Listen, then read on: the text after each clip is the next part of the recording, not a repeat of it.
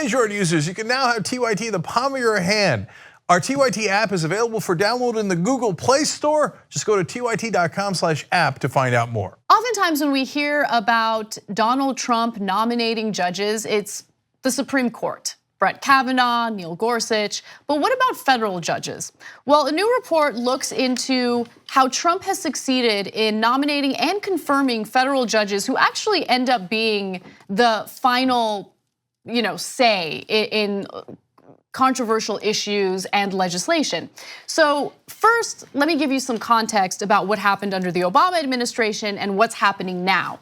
So under the Obama administration, Mitch McConnell fought tooth and nail not only to prevent the confirmation of Merrick Garland, who was a Supreme Court nominee pick by Obama, he also fought pretty aggressively to prevent federal judges from being nominated and confirmed. So during the final 2 years of the Obama administration, in which Republicans controlled the Senate, the confirmation of judicial nominees slowed to a crawl, giving McConnell and Trump plenty of vacancies to fill starting in 2017. And guess what? McConnell certainly succeeded. The Senate has already installed 24 appellate judges since Trump was sworn in. That's the highest number for a president's first 2 years in office. So he's setting a record there, and it's not a record that we should be excited about because these are all judges who are, Federalist Society favorites. They're super conservative. And remember, a lot of decisions don't even make it to the Supreme Court. The Supreme Court will reject certain cases, and these are the judges who are the people who have the final say. Now, I'm gonna show you a video from 2015. This is Mitch McConnell talking about how he's gonna prevent Obama's judges from being confirmed. Take a look. And my last question goes to judicial nominations. I am one of those people who wouldn't confirm another judge given the antics they pulled last year, but what is the situation vis-a-vis federal judicial nominations in the process in the Senate right now? Well, so far the only judges we've confirmed have been federal district judges that have been signed off on by Republican senators. And do you expect that will continue to be the case for the balance of this session? I think that's highly likely, yeah. Okay, so he's clear about what he did. Now, the next video will infuriate you because it's Donald Trump totally spinning this and making it seem like it was a failure on Obama's part. When I got in, we had over 100 federal judges that weren't appointed. Now, I don't know why Obama left that. It was like a big, beautiful present to all of us. Why the hell did he leave that?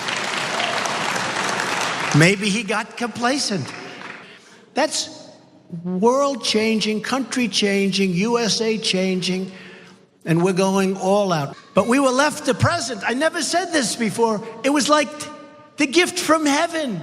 We were left judges. They're the ones that judge on your disputes. They judge on what's fair on the environment and what's not fair, where they're gonna take your farms and factories away and where they're not.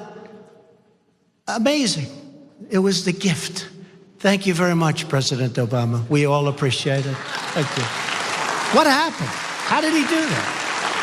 I'm sure they didn't explain to Trump the whole thing. I'm sure they just explained, hey, look, we've got all these court appointments that we can make, and it's going to change the face of America, and you can be the guy to change it. This is really great news. And Trump was on the golf course anyway at the time, so he said, great, do it. Sounds good. And then he's just, in essence, creating and parroting something that he's heard before. The obstruction by Republicans in Congress, specifically, Republican senators during the Obama administration was just disgusting. And also, the weakness from Democrats in office was also disgusting. Fight.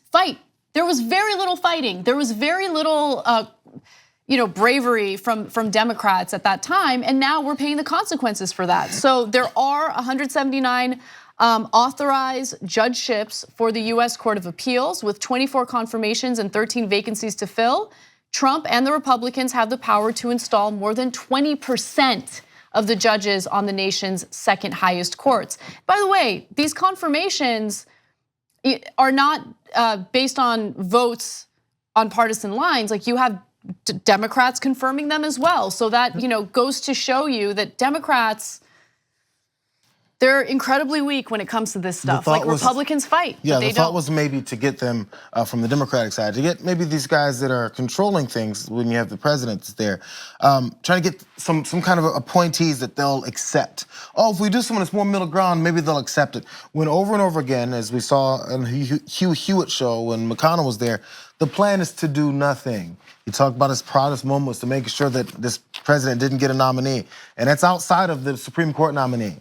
Every other kind of nominee. Remember when pundits and conservative talkers were saying, hey, you know what? There's 3 vacancies on this particular appellate court.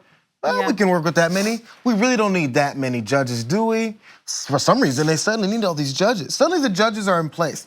And Trump and his cluelessness there in that clip, he said these judges will they judge your disputes, your environment policies, your farms. In other words, he sees the judges as a way to confirm his policies about environmental policies, what he's doing with farms, what he's doing with corporations.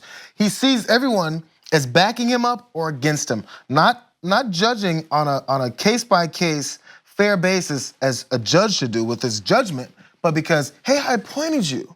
You do what I say. This dictatorship works that way. Well, he's absolutely right. They are going to affect environmental policy, the poisons that go into the air, the land, the water, all established by those courts. And the cultural footprint of this country is going to change with all of these appointments. Absolutely.